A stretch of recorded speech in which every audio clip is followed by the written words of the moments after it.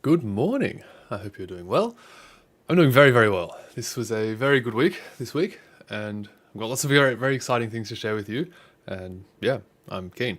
I will note I didn't have time to do my usual shave last night before my stream, which I'm a little bit annoyed about, but it was for good reason. It's because I was hard at work, well, collaborating hardly, or in a difficult way, with ChatGPT to make something that I think is very, very cool. And I'm super keen to show you that, but that's going to be pretty late on in the stream, so we got a little bit before we get there. But I promise it was worth my scruffy face. So let's get into it. All right, a path lies ahead. Very ominous, but good. So the first thing I want to note, just for today, just to follow up on last week, is that ROS2 will, for now, remain.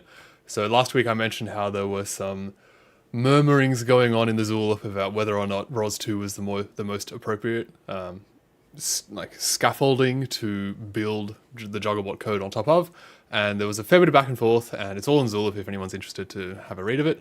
But the end result is that I am now extremely aware of the fact that there are very strong limitations of ROS2, and I'm kind of aware of what some of those limitations actually specifically are, but I feel that for me right now, I will not really have a good a good intuitive or really like practical understanding of what those limitations actually are unless I encounter them myself and kind of like maybe not partially work through them myself, but also just encounter them.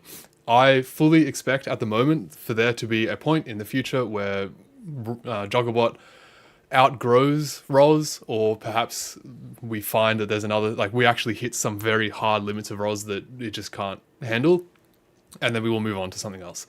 I'm fully aware that that's going to happen, probably, and I'm still continuing with ROS right now. Yeah, I want to like, I don't know, continue with the ROS journey. I feel like I'm only just beginning in my ROS learnings, and I think that if I were to stop and move on to something else now, I would not have gotten as much out of ROS as I feel like I ought to. Like, I don't think I've got a good enough understanding of it now to move on, and then later on I can go, oh, I changed over to this other thing because ROS had X problem. If I changed over right now, it'd be like, I changed over because it looked like ROS might have problems in the future. Like, I don't know. It feels like it's worth putting off for later. So, yes, ROS2 will remain for now. Cool. This update, I am very excited to show you. I'm really happy about this. This was the first time we were able to actually use the slow motion camera for something useful, which is very cool. So my nose is a bit runny. Cool. So let's have a look at these changes. So actually, I'll show you what the actual changes are first. So I can put you on Jugglebot view, and we can see that all of the where the legs attach to the platform, we've got these black parts now. And I'll go over and show you, but I can't talk at the same time.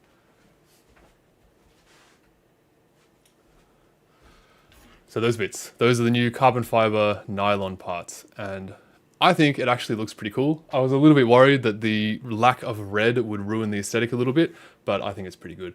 And I'm quite happy with how it looks, because of course, looks are very important. Yeah, but more usefully, these changes actually did help quite a bit as well. So what I did is I recorded the platform moving from one, like, it's basically like moving similar to what it was doing in like the two balls in one hand pattern where it was moving side to side. And I really ramped up the accelerations. I think I had, for the legs, a velocity limit of 80 revolutions per second and an acceleration and deceleration of 200 revolutions per second. And yeah, basically just told it to move side to side. And then I recorded that movement. And this is what we got. So let's get rid of me. Let's go right back to the start. This timer at the top left, is the milliseconds, like actual real life milliseconds. So I'll just play through once normally, and we can just see what's going on. Actually, just to clarify, let me actually show you. There's so many different ways to show this, and I wasn't really sure what the best way to do it is. But let's just make all these small so I can change through them more easily. Let's show just the before. So this was before the upgrades. This was the original parts. And unfortunately, I can't show the entire platform in frame at one time because my lens is too much of a macro lens. But anyway, we can see there's a lot of wobble going on right now. So especially at that last section, like here, like look at all that. If I go through it quickly, that is super, super wobbly. No good. No good at all. But then if we go to the new one, let's get rid of the new one and just, sorry, let's get rid of the old one and just have the new one. We can see already it's a lot stiffer. It moves over. There are a couple of things that I want to talk about with this, but I want to just focus on the wiggliness for now. And that looks a lot stiffer. Like if I go through this quickly, you can see there's still a little bit, but not nearly as much. And to get a really good comparison, we can actually show both overlapping each other. So this is with both.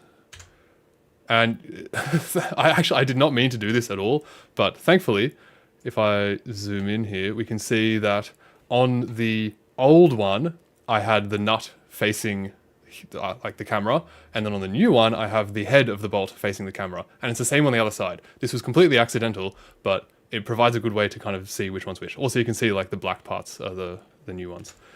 But if we go back to the start and play through, unfortunately, I couldn't get the camera in the exact same position for both, which would have, of course, been ideal. But these were recorded like 3 days apart, so that would have been difficult to do. And we can see the... Oh, sorry, it was the other way around. Then on this side, the nut is facing us on the new one, and the bolt head is facing us on the old one.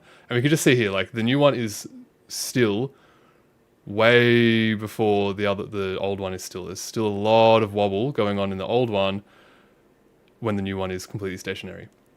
I was just scrolling back and forth there for a bit as well. Yeah, so I'm pretty happy with this overall. I think that this has definitely reduced the amount of wobble going on in the system. It hasn't cut it out completely, but it's gone a long way to cutting that right down. Now, there are a couple weird things going on here still. So one is that maybe let's go on to just the new one. We can see that like the platform kind of moves, like it kind of twists to the side. So this movement, I'm just getting the platform to just move 200 millimeters in just the X direction. There's no tilting, no forwards and back, no up and down, just purely side to side. However, it's worth keeping in mind that I'm commanding this using the classic like the trapezoidal trajectory mode, where I'm saying it doesn't really matter where you are right now, but go to this target position. So it will calculate how long all the legs need to be at that target state, and then it will just send all of the legs to their own spot. And this means that some of the legs will need to move more than others, and so those ones will get to their target position faster, and so that means that the whole platform doesn't actually move completely straight across. Instead, it actually kind of like, I don't know, wobbles a little bit. And we can see that in this footage a little bit. It's a little bit dark. I've got a lot of work to do for my my recording of slow motion footage, but you can hopefully see that there's a bit of, like, especially if you really focus on this horizontal carbon fiber rod at the front, it really kind of wobbles as we move around. But I don't think that's too big of an issue because I'm going to be changing the way that the control works. Another interesting thing is on the old one, we can actually see right here that back joint where that leg attaches to the platform. We can actually see how much that moves before the platform has even started moving. Like that joint there is so loose. And even on the one in the front, if I skip ahead a little bit, we can see that the way that a light reflects off of that bearing is showing that that bearing is moving inside of that housing. Like, look at that wobble. It goes away and then it comes back and then it goes away again. Like, there's so much slop in those old joints. And here we can see like that back leg again is wobbling quite a lot. So yeah, overall, I'm quite happy with how this upgrade has gone. It hasn't gotten rid of the wobble completely. Like, I'll go back over to the new one and we can watch it through again.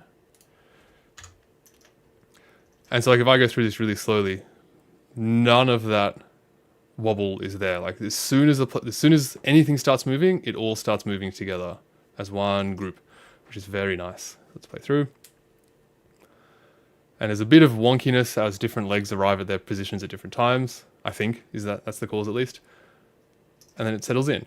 It does seem to land in a spot and then kind of recoil back a little bit. So if I'll go back and then I'll play through. So it kind of like goes over and then bounces back just a smidge.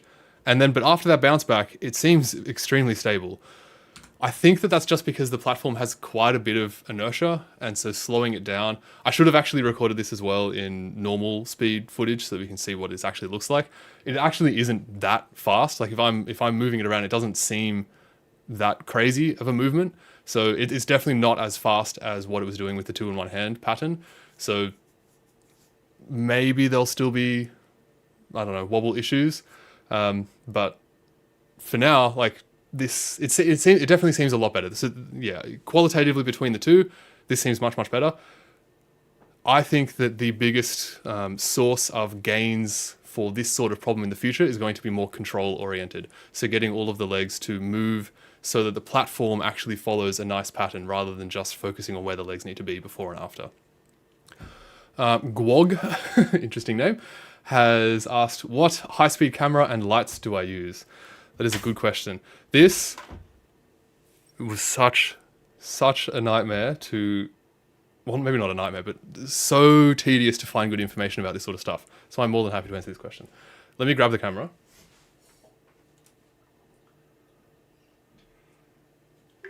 The camera I'm using is a Wave, Free Fly Wave camera. Free Fly is the brand and Wave is the model.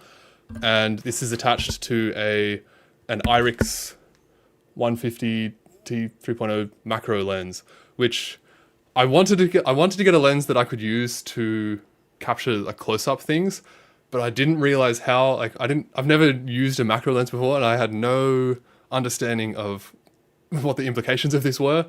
I don't know, maybe I'll show you my my setup here. Let's go to this, and where's my controller? There it is. So here's Jugglebot, obviously. Let's zoom out a bit. You can see my bum, there you go. To get that shot that I just showed you then, where we can't even have the entirety of the platform in the frame, the camera was right back against the wall, right over there. Like as far away from Jugglebot as I could possibly have it, and still we can't get the whole thing in frame, which is very frustrating.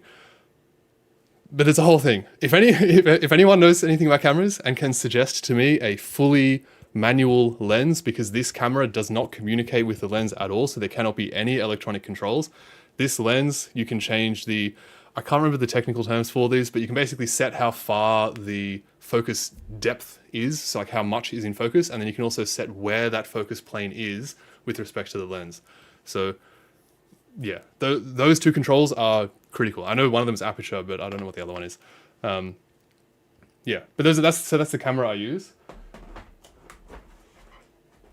Let me put that there. And the lights, I'm using Amaran 300C lights, which I can control with my little tablet over here. I've got one up above me that can do, it's a bit dim right now, but you can kind of see my shoulder warming up a bit there. And then I've got one here for the camera. Yeah, super cool. I love them. I haven't actually, let's turn that off. I haven't actually tried these these lights or this camera at like a super high frame rate. This recording right now is in 4K at 398 frames per second, which when played back at 24 frames per second is around 16.5 times slower than like real life, I guess. But this camera can go up to like 9,000 frames per second if you have like, it's like 128 by like 1,000 pixels or something. It's a super narrow beam, and I don't really think that's going to be super useful for Jugglebot. But the reason I'm saying this is because I don't know if these lights will flicker at that point. They haven't flickered in any of my footage so far, up to 400 frames per second. So it seems good up to there, but we'll see. Yeah, they should be fine, but it's so hard to find good information about this. But yes, it's a great camera. I love it so far. It's a lot of fun to play with. Yeah, cool. Yeah, so the new joints are really good. I am a big fan of them. One other thing that I want to mention regarding hardware, this is a kind of quick thing. So but I think it's useful, is that before, let's go to Jugglebot camera, and let's go to Jugglebot. Nope, that's not Jugglebot. So we have a cable. Let's highlight this cable, this guy here. So, oh my goodness. Just stop, go down. All right, so we've got a cable that runs from the Jetson over there. It goes along the ground and then up over to Jugglebot. And this is the CAN cable that sends, it's basically like the spinal cord of Jugglebot. And that goes to this little box on the ground here. Where that box connects, I have changed that to now be red. Let me show you. There are two reasons why I updated this. One is because the Deutsch connector that I've got there, so this is like the female connector, it doesn't have anything in there though, but it's the same thing. That comes, like the kit that I bought comes with, or came with, a bunch of these little like mounting feet things so that I can quickly and easily just mount that onto the ground. However, when I printed off that little base pad thing, I only made a hole for this screw, like for a bolt to go through this hole, and then like that attaches onto the base plate. But because it's only attached with one screw, it can wobble like backwards and forwards. And so whenever I was like plugging and unplugging the Deutsch connectors, this thing was just like wobbling back and forth and loosening the bolt. And over time, eventually that would have lifted off. So what I really wanted to do was just basically embed, like cut out a little rectangle to embed this in a little bit. So that way it's fully constrained.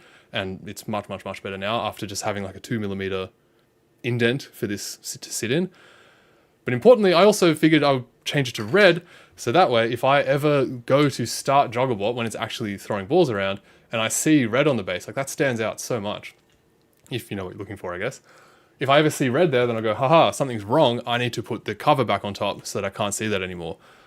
I'm very, very, very glad that I have paid attention to covering up all of the things beneath Jugglebot, because in the past, balls will hit everything there. Everything that's on the ground or within like half a meter of the ground of Jugglebot will have a ball hitting it at the most annoying angle possible at some point. I'm just taking that as a given, and so I'm trying to cover everything up that could possibly take damage from a ball hitting it, trying to cover all of that up so that it's nice and safe. So here, where we've got this connection of two cables via Deutsch connectors, I've got this little housing so that those connectors are nice and safe. They will not be abused by balls. Yes. Cool. All right. Another cool thing, follow-up from last week. For some reason, last week, my e-stop detection didn't work, and it's very embarrassing. Didn't like it. However, it's working again now. I have literally no idea what caused it to not work last week, but it works now, which is cool. So I want to show you that because I like it a lot. I spent quite a while working on this like 3 weeks ago, and I'm very proud of it. So let's go back to Jugglebot view. That's a bit zoomed out. So let's start up. I unplugged the cable just before this stream, so we've got a fresh session, which is always tricky to say. Let's start up the ROS network, and I am going to be abusive. It's going through its encoder search. I'm going to go, oh, there was something wrong. I decided to hit the e-stop. And let's actually, I want to show you the state machine as well. So let me do this. Oh, that was perfect. It's already got it there. That's so good. All right, hopefully that's kind of visible. But right now we're in fault. There's a lot more states than before, and I will be talking about these a little bit later. But right now we're in fault. I can't really see it in my little window now, but hopefully you can. But anyway, let's say that whatever the error was, I have dealt with it, and I've put Jugglebot into a position where it's happy to continue with its initialization process. I can undo the e-stop, and after detecting the power has resumed, it will continue where it left off, going through the encoder search. But now, let's say during the homing sequence, I say, oh no, actually there's something else that happened that was wrong. And I've hit the e-stop again. We're now back in fault. And let's say again that I've cleared whatever the error was. I can undo the e-stop. And Jugglebot continues with its homing sequence and finishes up. And now we're in standby idle and we are ready to go. So I can now hit the e-stop as many times as I like during this startup sequence, and really I should be able to do it at any point. I mean, I haven't actually tried this, but we're in standby idle right now. Let's say I hit the e-stop, we transition to default, I undo the e-stop, wherever it is. I really need to move that somewhere a bit closer. And we head back to standby idle. So good. We can now recover from e-stops, which I love. This makes me very happy. I really did not like previously. Every time I hit the e-stop, I would have to completely shut down the ROS network. The GUI, every time I use the Jugglebot GUI, I have to refresh the page on a new ROS session.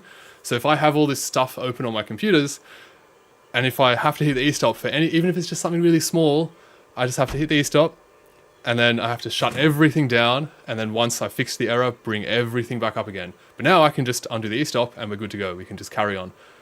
It's lovely.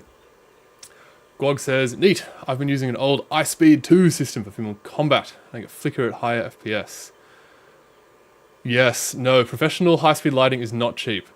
That is very cool, film and combat robots. Yeah, no, I have not had any issues with these lights. They are, in Australia, they're about $700 each, which isn't super cheap, but yeah, they're good. I like them. They're full RGB, so yeah, very easy to control. I didn't actually really show this before, but my tablet that I've got here is just like, this is basically just a giant remote for my lights. So like I can go into the light and set whatever mode I want, and it's super, super easy to do.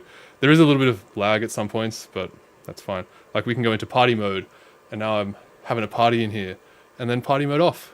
It's so easy. Yeah, I'm a big fan of these lights, would recommend. Yeah, the Amaran 300C, they're really good.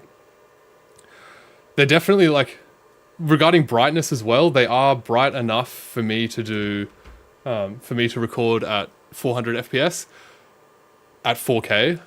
They definitely, the reason why I got 2 is because 1 alone is not quite bright enough for like really high speed. So yeah, keep that in mind, especially like how far away you are from your target. Like if you're filming combat robots, I'm gonna guess you want to be pretty far away. Yeah, but they're definitely worth looking into. Cool. All right, so we can recover from errors. It's lovely. So nice. All right, now, so something that John mentioned last week. So last week I mentioned how I didn't want to change, when we're controlling the robot, we've gone through the initialization sequence, it's all ready to go, it's been put into an active state, which means it's raised up and it's powered on, it's ready to do some movements. We can have multiple different ways of controlling the robot in this state. We can control it with a space mouse, where I just kind of move it around, or we can control it with like sending it commands over like a terminal session, or eventually, hopefully not too far away, we will be able to control it by just telling it to juggle, and it will be in like a juggle ready state, and what that means is yet to be seen, but it will be ready to juggle. And as we transition between these ways of controlling the robot, we need to be really careful to make sure that those transitions are handled carefully. Because, for example, if I am controlling it with the space mouse and I've got it positioned all the way over here, and then all of a sudden we tell it to go into juggling mode, and that's going to require it to be all the way over here, if that command is sent instantly, and if our gains and whatever else are set to be very aggressive, then there's a pretty decent chance that during that handover process, it's just going to whip itself over to this new position as fast as it can and potentially break something. So we want to be really careful about how we transition between these control modes so that it carefully, gently hands over control from one to the next. That's the scope of this problem. Why is my internet so crap? I apologize if there's any like lagginess going on. Bloody Australia, I swear. Cool, so we need to be careful when we're transitioning between these states. Right now, I've updated things a little bit. I've published this code onto GitHub, so you can check it out if you want. There's a link in the description. What we're doing now is we have 2 standby states. We have standby idle and standby active. I may change the naming of this. This is kind of like a vestigial limb of like an intermediary process that I went through to get here. I may change this naming around a bit because I can see this a little bit confusing. But we have standby idle, where the robot is off and it's in its lowered like stow position. And then we have standby active where it's raised up and everything's powered on and it's ready to go. We start off in standby idle, like we're in standby idle right now. If I go back to this view, we can see our state machine where we're in standby idle. If we publish activate robot, let me show you this in real time.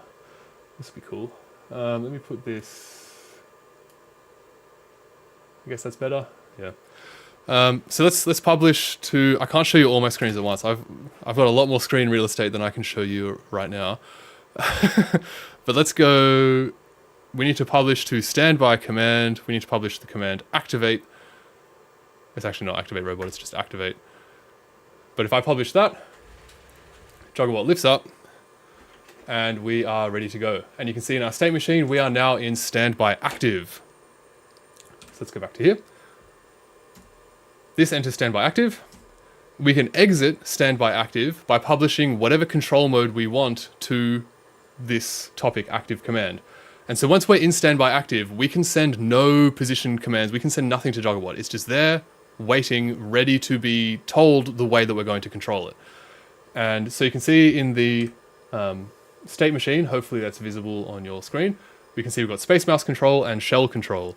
And if I publish one of those, let's say I publish space mouse control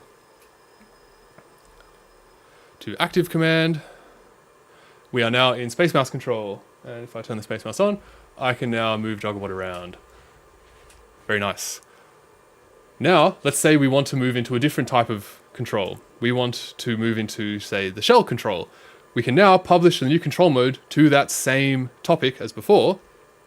So let's say I publish shell. There it is. We are now, unknown control mode received. All right, I need to, I think I might have changed the naming around of some things, but this was working last night, I swear. We should be able to just send a new control mode over, and then that will send us into our, whatever that new control mode is. This handover, importantly, goes via standby active. And the reason for this is so that whenever we enter standby active, there is a process where it will center the robot nicely at the middle position. So the idea here is that we're in one control mode, doing our thing. Once we send a correct command, which apparently shell is not one, but I need to check the code. Once we send a correct one, then we'll go down to standby active. Standby active will center the platform again from wherever we were before.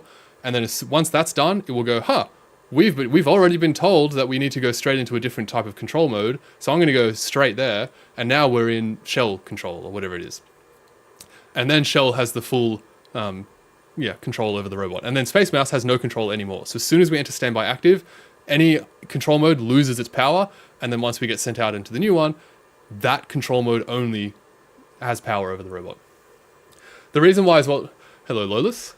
The reason why we headed to standby idle here is because I set it up so that if we send an unknown control mode, so like here I sent shell, which was a control mode before, I don't know why it's not now, but if we send some unknown random one, then rather than so that we have a controlled path for that to go through, it will automatically go to standby idle, which actually it hasn't done now because standby idle should be down. I need to check some things.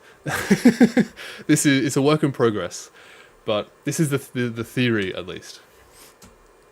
Yes, so I believe that's everything I want to show you with the robot. So let's shut it down so we can turn these loud fans off. Oh, that's better. Cool. So there are some miscellaneous notes that I have about this setup and what I had to change to get this to work. Because of the way that we're moving between states, we need to have a memory of where we were before. So if we were in I've got a little, let me show my little diagram here. This is my thinking. So when we're in where are we? When we're in standby idle, if we go into standby active, then we need to raise the platform and put everything into closed loop control. If we are in one of these guys, space mouse, GUI, or juggle control modes, then we need to also return to the mid position. If we are leaving standby active, and if we're going into one of these guys, then we need to make sure that the platform stays on. But if we're leaving standby active and we're going to standby idle, then we need to lower the platform and turn everything off. So there's different things that we need to do based on where we have come from and where we're going to. And to have this work, I've had to modify the state machine code a little bit to give basically a memory of where we've come from. And what this looks like is there's basically a variable called previous state, and this is accessible in all onEnter methods for each state. So every state, I have also added this onEnter method where we can basically, whenever we make a state, we can say, if we want something to happen every single time we enter this state, we can edit this method and then add whatever that entry code is. So that we can say, for example, when we're entering the boot state, when we're just turning the robot on, we want to go through a whole initialization sequence to kind of get an understanding of where the robot was the last time we booted it up. So all of that stuff happens in the onEnter method. Same thing here, when we enter standby active, we want to see where we came from, and then based on where we came from, that changes what we're going to do moving forward. So I've had to modify that code a little bit. I also now have a generic control mode state, which I'm intending on using for all control modes. So right now we only have Space Mouse and Shell, but in the future we will have more. And I just want to briefly show you what that looks like, just so you can see you're on the same page as me. Let me make this a bit bigger. How do I make it bigger? There we go. So yeah, in Yasmin State Machine, we have this control mode state, and this basically says, like, whatever name we give to this state is going to be that name. When we receive the new type of control mode, if we receive a command that says, hey, I want to be in this control mode, if the user has been a bit of a muppet and they've sent the same control mode that we're already in, so if the new control mode is the current control mode, we say, yep, we're in the same thing, and nothing happens. Or we can send return to standby idle. Like if the user says, okay, I'm done controlling the robot, I don't care about going back to standby active and then to standby idle, I just want to head straight to standby idle, they can send that too. And then if there's an unknown control mode, like what we just had before, then this is why that came up. Okay, I need to edit this to have the other control modes also come up in here. Interesting. All right, it was working before I changed this code around to be like this. Yeah, so if we have an unknown control mode, which is what we had before when I sent in shell, it was in Space Mouse control and it said shell, I don't know what shell is, and it just freaked out a bit and returned back to standby idle. And now whenever we have a new control mode, I can just add a state and use the same control mode state just with a different name, and that's basically it. Just set all of the transitions from where we go from this state on our way out, and yeah, that's it. I don't need to add I don't need to do anything else other than just add whatever this is, like 5 or 6 lines of code to add a new control mode, which is super cool. Obviously, some edits need to be made to actually make this work properly, but that's the idea. Yes, so one possible, maybe not problem, but I don't know, thing that's on my mind, I guess, is that for this whole process to work really well, I think we're going to want to have a per control mode memory of what the movement limits were. There's a lot in that sentence, but the general idea here is that the different control modes might control Jugglebot in different ways. Like the Space Mouse control currently is just using trapezoidal trajectory mode. That's plenty smooth. I'm not really that concerned about updating that to be anything more aggressive. In fact, I don't really want it to be, because if I've learned the hard way that if I make the Space Mouse control aggressive, then that will break the robot. So I want it to be kind of gentle. But then other control modes, like the juggling one, will definitely not, almost certainly not be in trapezoidal trajectory mode. That's going to have a much more aggressive way of controlling the robot, because the controller above this is going to be what's making sure the Jugglebot doesn't break itself. These different control modes are going to have different limits on how fast we want the robot to move. When we're in Space Mouse control, we want everything to be moving very slowly, very calmly, because it's very easy for a human to take the Space Mouse and go, bump, bump, bump, bump, bump, bump, bump, bump, and move it really aggressively side to side. But this little like 1 millimeter of movement equates to like half a meter of movement on Jugglebot. And so doing that aggressively makes the whole thing go pretty crazy. So we want nice calm movements on the Space Mouse.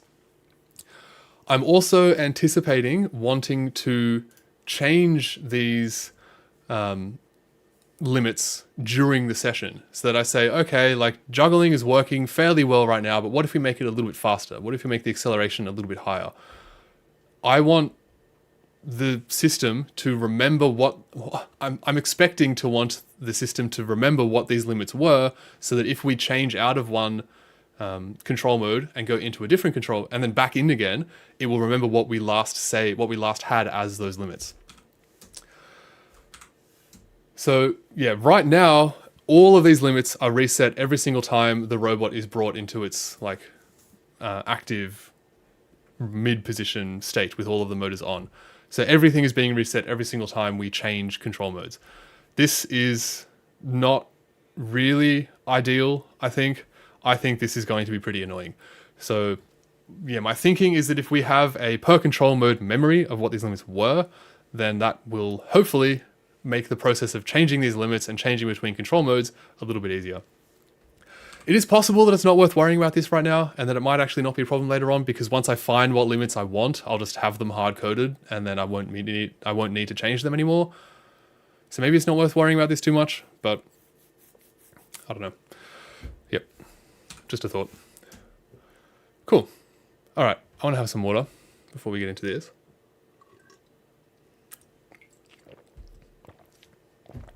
This is a good one. I'm very happy about this, because motion control is starting to make a little bit of sense, which is very nice. Before we get into this, I want to just quickly mention this paper by Mark Mueller. This is a good paper. There is a link to this in the description if you want to check it out. You can go through it with me in real time. But this is basically constructing what's called a motion primitive for quadcopter trajectory generation. And what a motion primitive means is it's basically like if you are in one spot and you want to be somewhere else, this motion primitive is a way to basically connect those dots. And you can go from where you are to somewhere else. And this is super cool. There are a couple things that I want to, I'm going to return back to this paper as we continue, but I just want to bring it up now because I mentioned it a couple times, but I'll show you something specific about it in a sec, once we get there. But because of this paper, I spent a good couple hours reading this paper and trying to make sense of it. There are definitely still some things in there that I don't quite understand, but you know, that's research, I guess. But my general thinking right now for how this could work for Jugglebot, how the motion control for actual juggling could work, is like this. First step is we estimate or measure the ball state at the peak of the path. So it doesn't necessarily need to be the peak, but I think either the peak or the throw position are going to be the ones that we look at. Let's just say that we choose the peak. So we want to know exactly what position and velocity and time the ball was at its peak at. We want to know those things as precisely as we can. Once we know that state, we can figure out where the ball is going to be for the rest of its trajectory, right? Because balls follow pretty well understood projectile motion, assuming that there's no air resistance, which is a whole thing, but let's assume for now that there is no air resistance.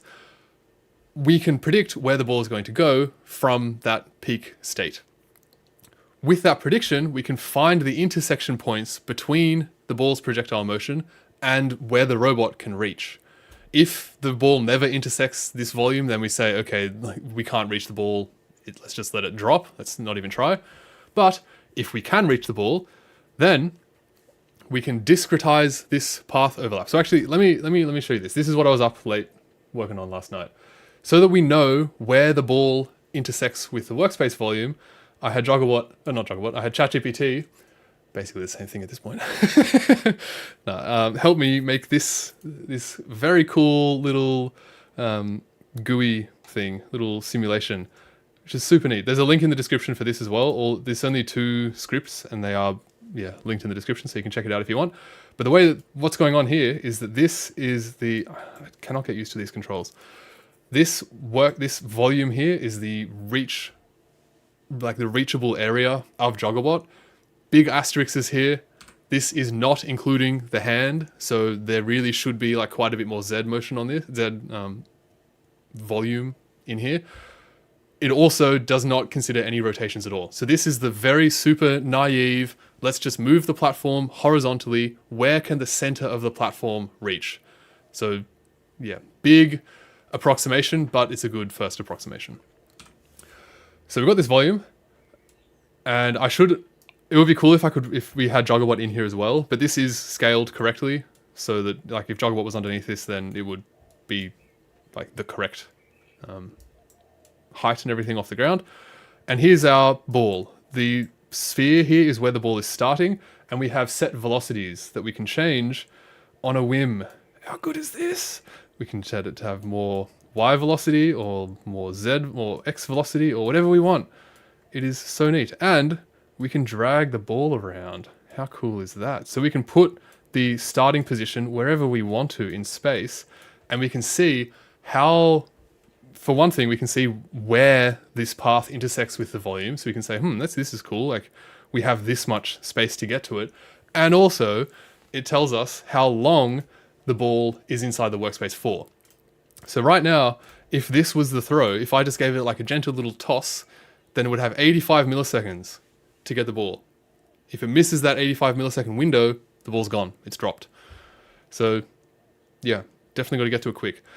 And this is so good. I've really been having a fun time just like playing around with this. Like if we set the Z velocity to be super high, and then let's lower these a bit to make it basically just straight. Let's give it a little bit of X maybe. And then we can put the ball so that it crosses over here. So now we're throwing really, really high up. And now we only have 40 milliseconds to get the ball. And we can make this even more extreme if we put the launching point like really super high up. Then we only have 25 milliseconds to catch the ball, even though it's crossing the whole thing. Because of course, when the ball is falling from higher, it's moving faster. And that is a bit weird that it's not. This is being discretized into a time step. If I remember correctly, the time step is 0.05 seconds. So yeah, that's the reason why this isn't quite matching up properly. And there are some weird things, like if I just reset this, there are some strange things where if we like if we start the throw inside and then have it cross like that, like that's a bit weird. It's not really capable of handling this sort of thing right now because I don't really think it needs to be. But if we just ignore that and only think of times when it's entering, then it worked great. Yeah, I have found this to be really useful for just like building some intuition of like where the ball can be caught from and what that intersection path actually looks like. Like where is the ball coming from and kind of what, I don't know. Yeah, just very, very intuition building, I guess, is a fair way to describe it. So once we have something like that set up in code, we can know where the ball is, where we can possibly catch the ball. These are our options for where the ball might be able to be caught. Now, because this is a line and a line is not very, it's just made up of like infinitely many points. Like we have so many options here of where we might be able to catch the ball. There's too many options. We can't have an infinity of options. So we need to discretize this line of overlap into specific points that we can target for the platform. Well, I guess more specifically for the hand. So this is one thing that I'm a little bit confused about that the paper did, where when they discretized this overlap, or like their equivalent overlap, like the available points that we might want to go to, they had these target states being no closer than whatever the control rate was of their robot. In their case, it was a drone. But so they basically said, we are controlling the robot at whatever it was, like 100 hertz. So we want these points along this path to be no closer than 0.1 milliseconds apart. I have no idea why they chose that. To me, the control rate has nothing at all to do with this. Like, I understand, like, if you wanted to move the robot through these states, then you wouldn't be able to do that faster than the control rate. But these are target states. This is where we're going to. So I don't really know why they chose that rate, like that discretization. I don't know. If anyone's got any ideas, I would love to know. But in any event, we basically break this path down into some number of points. We say, okay, here's this line. Let's choose 15 of those points, and one of those 15 is where we are hopefully going to be catching the ball. We don't know which one right now, but all of them are options for us. We could catch it high up, we could catch it low down. We don't know which is the best right now, but they're all options. Additionally, we don't want to be so strict that the hand has to be perfectly positioned to catch the ball. We, hopefully, what I am coming to learn is that we want to make the hardware as flexible, I guess, as possible, as permitting of positioning errors as we possibly can have it, as forgiving as possible. So this is one reason why we're moving over to these sand-filled balls that have a super low center of gravity, because they really don't want to roll around. Like, they are super, super stable. And yeah, similarly, I want to transition to a bigger hand that has more, like a larger catchment area.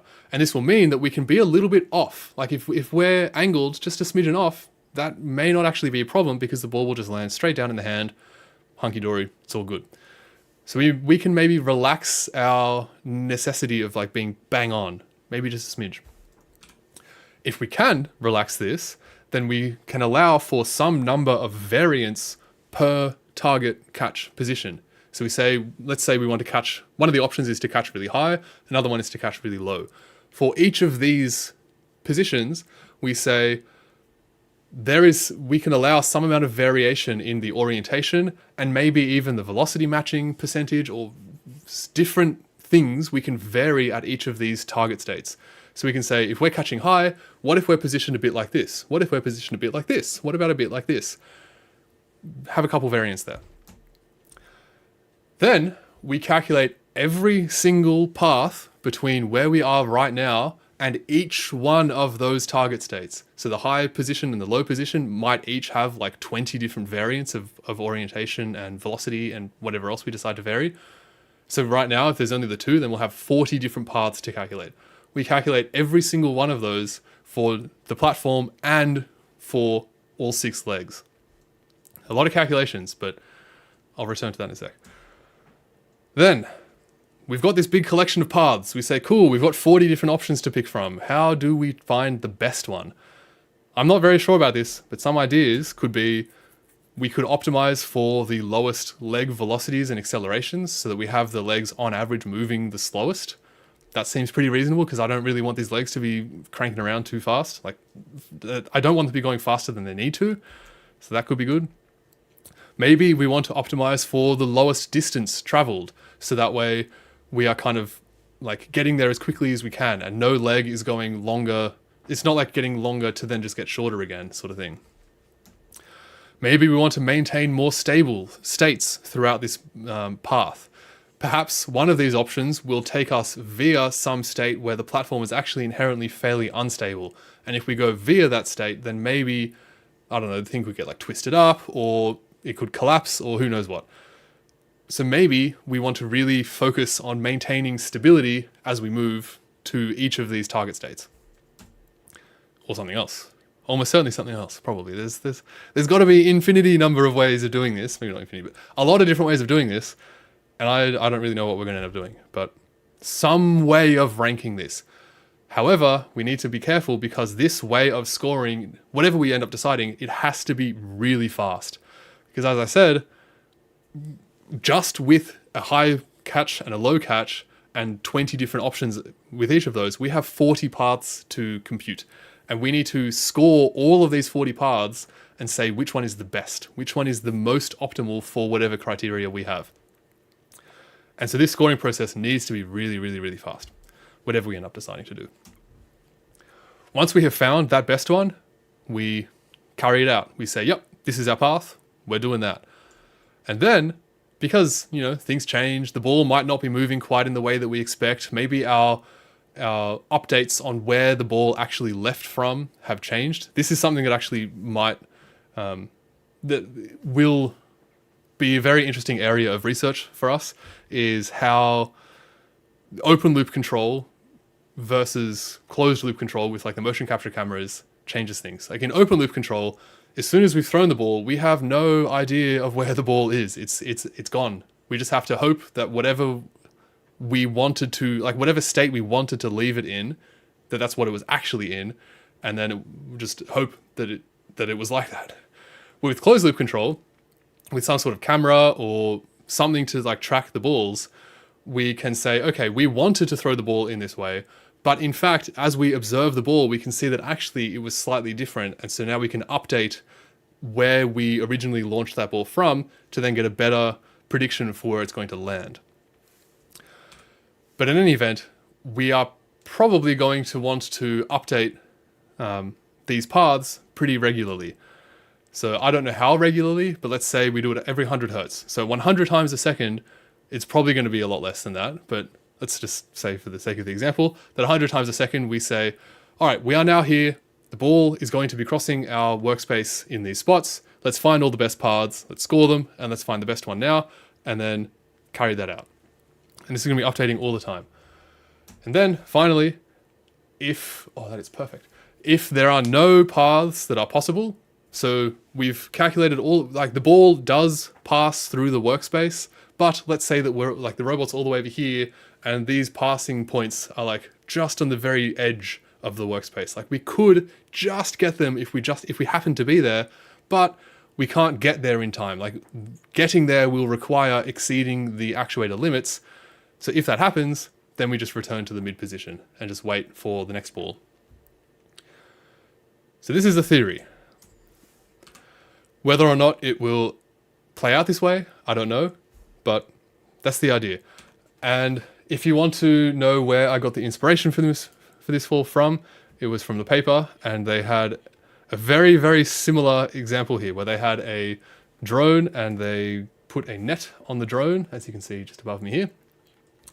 And look at this. Look at these images. This is my favorite figure that I have seen in a very long time. So here, they're doing the exact same thing. They're throwing a ball to the drone, and the drone has to catch the ball. And you can see here some of the available options for where the ball could be caught. Like if the ball was caught up here, then the drone can fly up in all of these different ways. Or if the ball was caught a little bit later, we can fly in these different ways. Or lower, can fly in all these different ways. And we can see that there are, a total of 2,800 candidates for, I think it was for each time instance. So each of these ball positions had 2,800 different ways of getting there to catch it. And all of these were all evaluated, and the best one was found. And this process, what they did here was extremely fast. Like they did some, here we go. They've got their timing of everything. On a normal laptop, they were able to do almost 1 million paths per second.